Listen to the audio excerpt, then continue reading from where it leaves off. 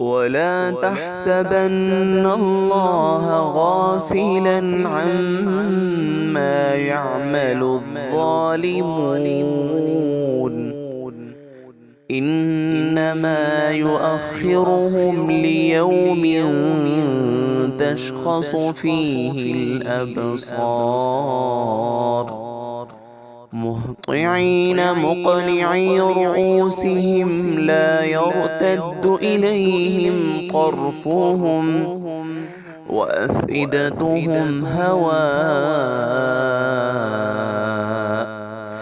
وأنذر الناس يوم يأتيهم العذاب فيقول الذين